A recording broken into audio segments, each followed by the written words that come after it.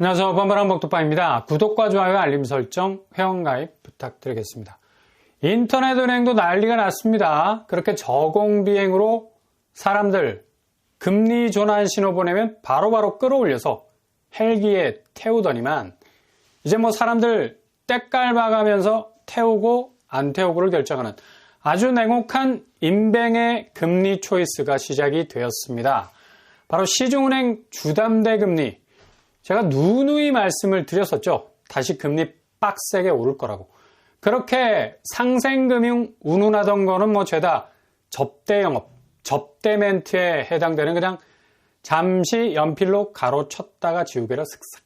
그냥 없애버리면 그만인 건데 그렇게 포괄적인 온화해 보였던 금리 포용 정책은 아주 완전히 찬바람 쌩쌩 부는 분위기로 전환이 되고 있습니다.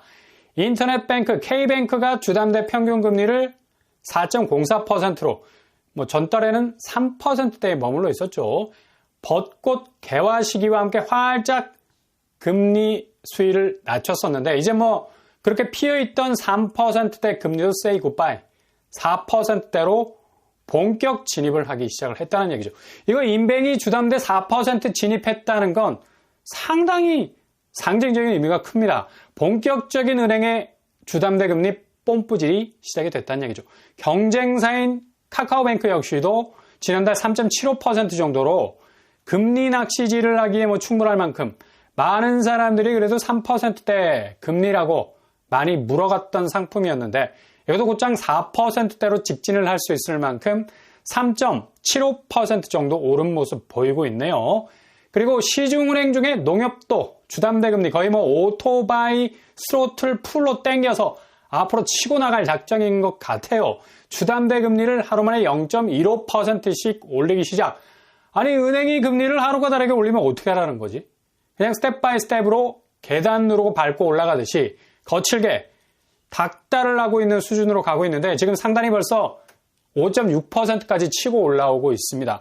현재 시중은행들이 건전성 문제 때문에 금리 스트레스가 극에 달해서 수익률이 간달푸인데 특히 농협 같은 경우는 혼합형 고정금리도 5월 들어서면서 한 달 사이에 0.7% 정도 올렸어요. 작년 하반기나 올해 하반기 이 영끌하신 분들은 이제 본격적인 금리 보릿고개를 넘어야 할 판입니다. 그리고 하나은행 역시도 가장 낮은 5대 은행 중에 착한 금리를 유지하고 있었는데 최근에 상당히 혼합형이 거의 3.9% 정도 수준으로 4%대로 진입을 시도하고 있습니다. 이렇게 은행들이 앞다퉈서 금리를 올리는 것도 일종의 앓는 소리인데 금리 올라가면 은행 수익률 개선되는 거 아닌가? 근데 꼭 원인은 외부로 돌려. 정부에서 가계부채 관리 문제로 촉을 바짝 세우고 있으니까 금리라도 올려서 증가하는 대출세도를 막아야 하기 때문에 금리를 올리는 거래. 액면으로 보자면 그런가 보다 할 수 있는데 어찌 보면 화장실 가서 슬쩍 입꼬리 올라갈 수 있는 일이 될 수가 있는 거죠. 겉으론 속이 쓰려서 죽겠다 하지만 이거 이자 장사하는 은행으로서 손해가 될 거 없지. 근데 부채 막기 위해서 스트레스 DSR까지 가동이 되는 상황에서 신생아 특례 대출이 3개월 만에 5조가 늘어버렸는데 이건 한쪽으로 막고 있고 다른 쪽으로 세고 있으니까 쌤쌤이 되는 시츄에이션인데 어떻게 가계부채가 진정세를 보일 수 있을런지 아마 금융당국도 조금은 황당한 분위기를 느낄 수 있을 겁니다. 이런 결과로 인해서 지난달 주담대 증가율이 5조 4천억 정도가 증가 추세. 역시 우리는 주담대 민족.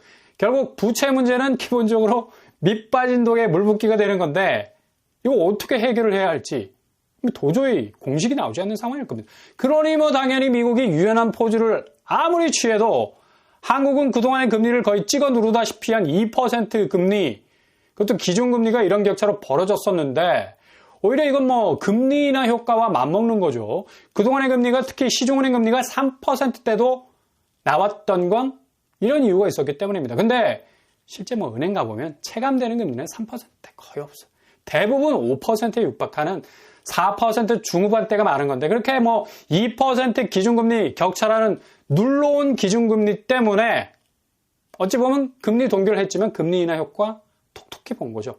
그러니 더 이상 한국은 금리를 인하할 명분이 없는 거지.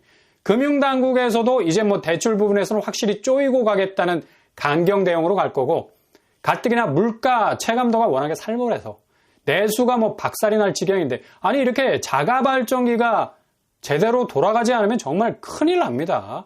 소비 위축이라는 건 바로 수입과 직결되는 것이고, 이렇게 수입 부분이 줄어들고 있기 때문에 동시에 물가와도 직결이 되는 건데, 거의 뭐 샌드위치 상황 아닙니까? 줄어드는 수입, 늘어나는 물가.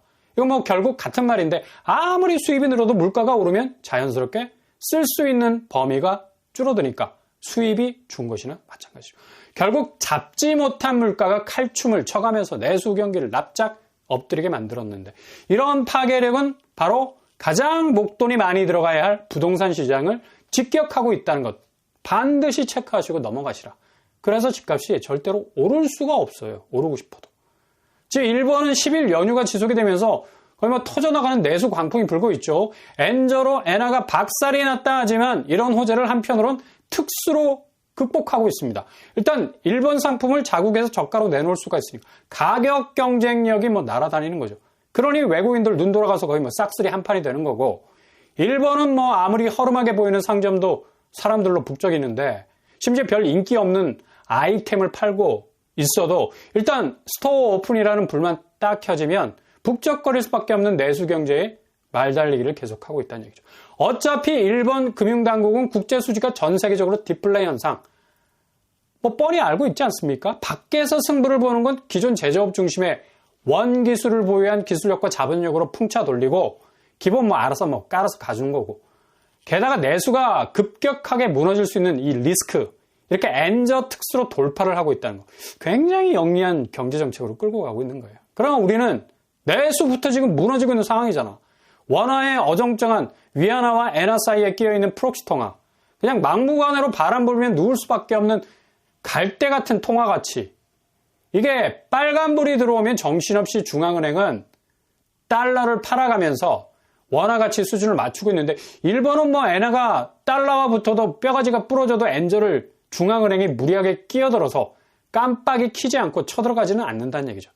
엔화도 뭐 한창 경제가 좋을 때는 기축통화급으로 분류가 되기도 했는데, 이런 기저의 자신감이 있는 거예요. 근데 우리는 그렇지 못하다는 얘기죠.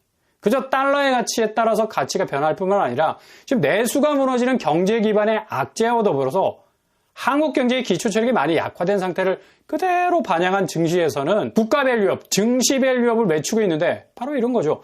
자체 경쟁력의 무력화가 바로 원화의 가치 저하를 가져오는 가장 중심에 있는 이슈라고 말할 수가 있다는 얘기입니다.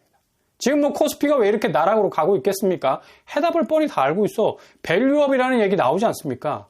주주 환원 문제도 문제지만 PBR, 주가 대비 순자산 비율에 대한 평가를 제대로 받지 못할 정도로 한국 기업은 이미지 메이킹이 해외에서 그리 인상적이지 못하다는 얘기입니다. 지배 구조가 패밀리 위주로 편제가 되다 보니까 투명성도 떨어지고, 기업 이익의 극대화라는 것도 한계에 많이 봉착할 수밖에 없는 건데, 그러니 당연히 주주 환원율이 투명하게 뿌려지지 못하는 거죠.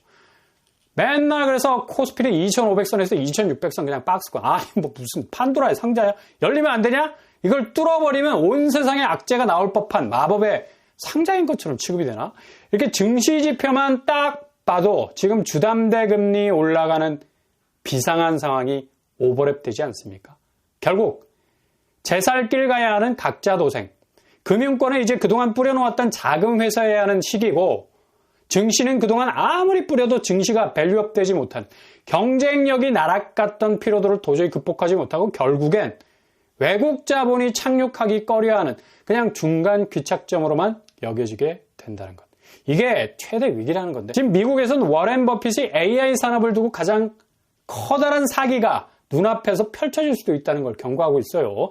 엔비디아가 시가총액의 경신을 통해서 엄청난 주식시장의 견인차 역할을 했는데, 막상 엔비디아 기술이 뭐지?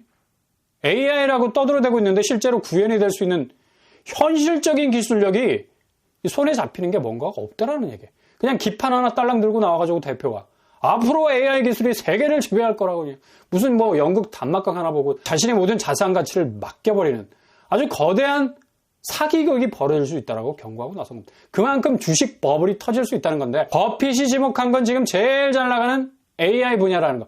지니가 램프에서 나온 걸 다시 병 속으로 집어넣지 못하는 파괴적인 양상을 볼 수도 있다고 얘기하고 있는데, 실제로 엔비디아 두고 깐 얘기는 아니지만 우회적으로 엔비디아가 어떤 기술력을 축적을 했는지 손에 잡히는 구현력이 매우 부족하다는 걸 경고하고 있다는 얘기. 결국 엄청나게 축적된 기술력을 어떻게 재현할지는 미래 아니면 미주스 X야? 아무도 모르는 영역이 되겠네. 이게 다 거품이란 얘기, 거품. 그래서 최근에 엔비디아 주가가 엄청나게 빠졌었는데 이걸 실드 치는 세력들은 같은 업종의 부진 때문이라 하지만 실제로는 기관 매도가 천문학적이었죠. 기관 세력은 확실한 데이터 기반, 워렌 버핏 같은 손가락으로 검증이 될 수 있는 것들에 대한 신뢰. 그러니까 일종의 거품 끼는 걸 제일 싫어해. 딱 이런 현상이 일어났다는 얘기죠. 지금 한국 주식도 뭐 거품이 잔뜩 하죠. 오히려 밸류업이 안 돼서 증시가 가라앉았다 하지만 국내 기업 중에 투명한 평가받고 당당하게 경쟁력 반영에 들어갈 기업들 몇이나 되겠습니까? 가족 경영, 기업 세습이라는 이 그들만의 리그 안에선 외국 투자자들이 첨단성과 파격성, 과감성이라는 별표를 주기에는 인색할 수밖에 없는 거지. 그러니 지금 부동산 시장 역시도 이런 거품이 증시와 동조화 현상을 이루고 있습니다. 그대로 궤적을 따라가고 있는 거예요. 그렇게 부모님 세대를 따라서 젊은 층도 자산을 80% 몰빵해가지고 부동산에 묻어둘 만큼 변화의 조짐이 전혀 없는 자산이고 이거 뭐 대외 변수가 한 방에 무너뜨릴 수 있는 위태위태한 가치인데 여전히 거품을 물고 있다는 것 자체가 더욱 그 위험도를 높이고 있다는 얘기입니다.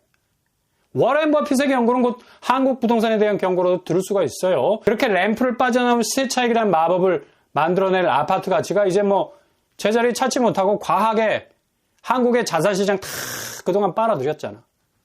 램프로 이제 뭐 들어가기는커녕 그냥 그 자체가 위험수위 극복하지 못하고 한 방에 빵 하고 터질 수 있는 엄청난 변수가 되고 있는 시점이 바로 지금 시점이란 얘기입니다.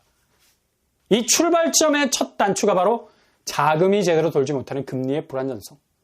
결국 시한폭탄의 초침이 째깍째깍 초침이 움직이기 시작을 한 건데 무리하게 집을 산 사람들의 엄청난 자산의 밸류업이 아니라 자산의 밸류 다운이 진행이 됩니다. 모든 하드웨어 구조가 빠져나갈 수 없는 막다른 길에 와 있다는 건 부정할 수 없는 사실이란 얘기입니다.